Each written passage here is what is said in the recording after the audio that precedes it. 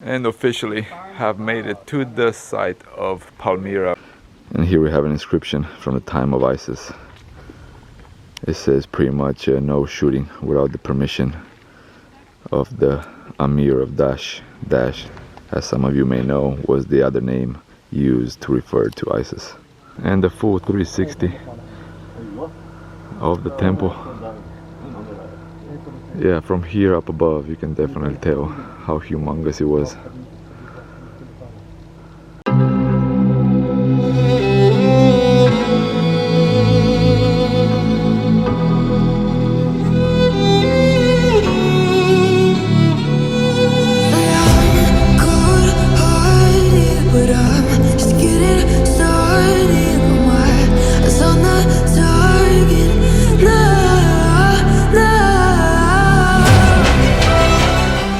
Right now, starting the day off at the Temple of Bel, which we have the columns here in the background, but a lot of the temple has been destroyed. I'm gonna turn the camera around and show you guys what used to be the sanctuary of Bel. 200 meters by 200 meters, the humongous temple. What you see right now is what's left, around what, 25%, a quarter of what it used to be. Yeah, lots of history has been wiped off completely in a couple of days when ISIS came. And for the first time in Syria, we have other tourists with us at the same time. A group of Chinese people came as well. And actually we were told by our guide that the Arch of Triumph here in Palmyra is being restored by the Russians, and it's going to take around a year and a half or so before they finish everything. But check out the beautiful Corinthian columns that they have right there.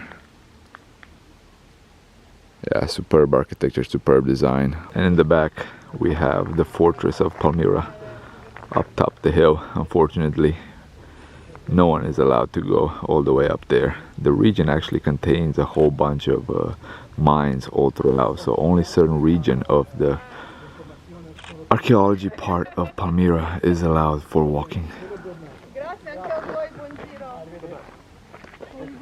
On the way to Palmyra, you have to get a special permit in order to visit it. Sometimes a soldier comes with you, sometimes they'll just tell you, you know, go ahead, we call ahead. But like everywhere else in Syria, you're gonna be stopped, ask where you're going, show paperwork, and so on. But yeah, just similar to Iraq. If you have seen the Iraqi videos, you know, there they took photos of your passports. Here they don't ask for your passports, just here and there. But here, you know, they'll stop you way more often just to question you. And here we have an inscription from the time of ISIS. It says pretty much no shooting without the permission of the Amir of Dash. Dash, as some of you may know, was the other name used to refer to ISIS. But yeah, you know, first day when the news reporters reported that ISIS was occupying Palmyra, you know, everyone was afraid that they're gonna destroy the temple, you know, the sanctuary, and that's exactly what happened. The second day, boom, the ruins, and this is pretty much how it was left. So we can actually go up one of the walls. It has a little stairway here.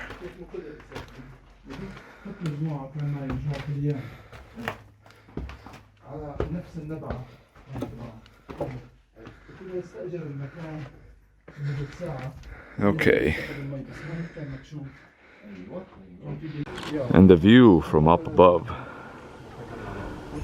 superb. Check this out. And the full 360 of the temple. Yeah, from here up above you can definitely tell how humongous it was. And the modern city of Palmyra, from up above you can see, not sure exactly how many people live here, 40,000-50,000, but that's, you know, the contemporary part of it. 3,000 years almost of history before our footsteps.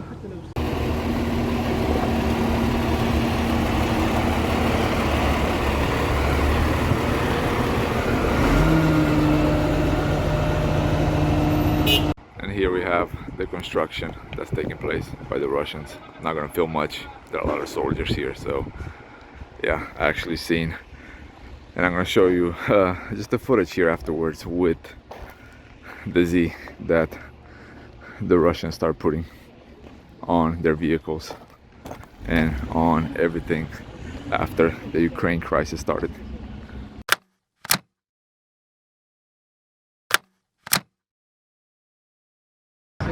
And the Roman street here at Palmyra, this used to be all paved back in the day with columns on each side heading towards the fortress. I mean, quite a few things here still left, even though quite a few things were bombarded and bombed on purpose in order to destroy the paganism, as ISIS or Daesh, what the people of Syria call them. And the Agora of Palmyra, the market where the people that came on the Silk Road sold some of their goods, traded some of their goods, and then continued on to Europe, Egypt, and so on.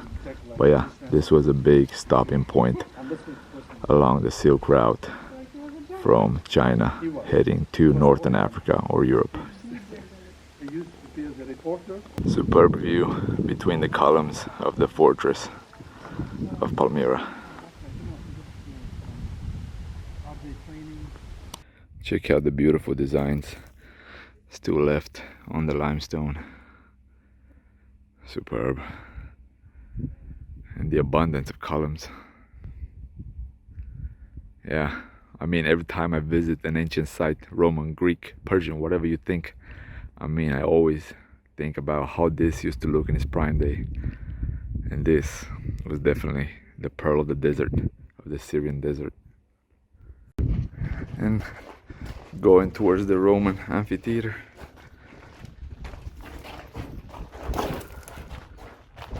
This one looks quite decent.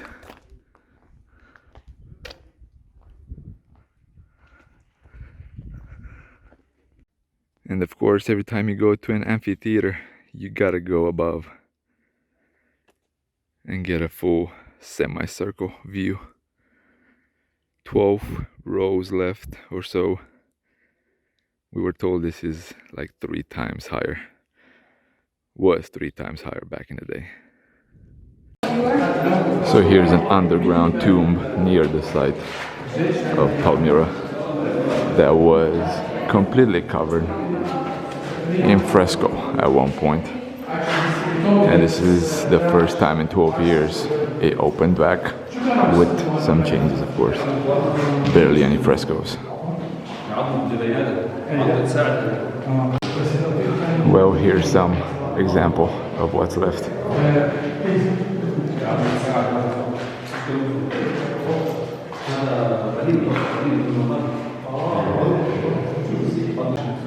Has covered most of the frescoes here. Do they have faces? Down here. Well, there's no faces. And this is, I don't know why they simply made it, because this is the tombs.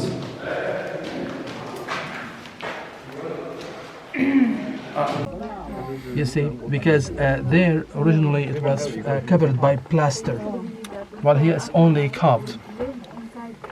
You see? Right. 他们认为是人死了之后会附在那个雕。不好意思。Mais yours. 对不起，sorry。 We call a funeral bed. It's the statue, it's a collective statue of the family. You see, you find the man and his wife. Maybe there were also children. You see, but we missed out. So it's like a family picture. Like a family picture, exactly. Tomorrow in the Museum of Damascus, I'm going to show you. You see something like this, especially in the tomb of very high.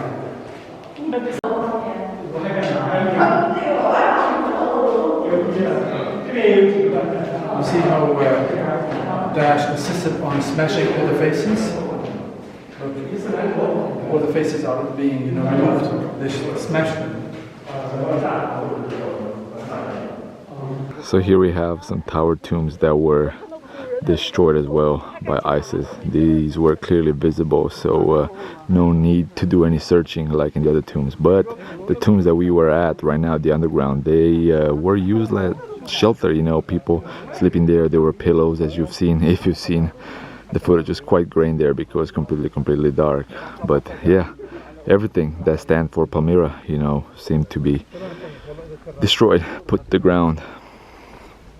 And saying farewell to Palmyra. It's been, one of those mixed feeling journeys. A journey back in time, a journey back just a few years, and a journey today. Who knows what Palmyra will end up looking after the restoration, if the restoration continues, if everything, all the efforts are being put towards the right ending, towards the right decisions. But yeah, hopefully one day I can return when things will look way better, at least half of what it looked like before ISIS took over and destroyed pretty much everything around it. So guys, that was it from Palmyra, heading over to Damascus, a couple of hours, and hopefully we'll have enough gasoline to take us there. If not, we have to go and pump it from the street with some really bad gasoline that was diluted, but we'll find that out. I'm gonna show some images from Damascus later on in this evening, and then tomorrow we're gonna explore the full city in its grand and marvelous appearance.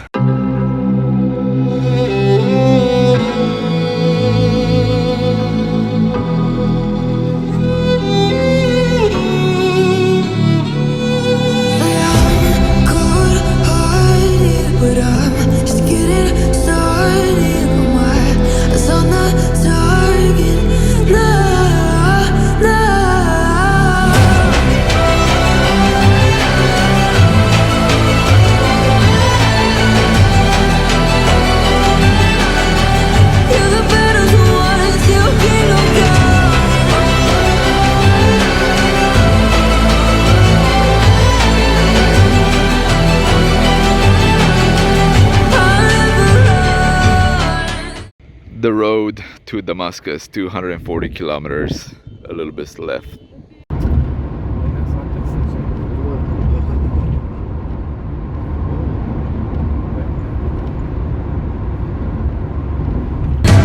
Best to give me your loyalty, 'cause I'm taking the world, you'll see. They'll be calling me,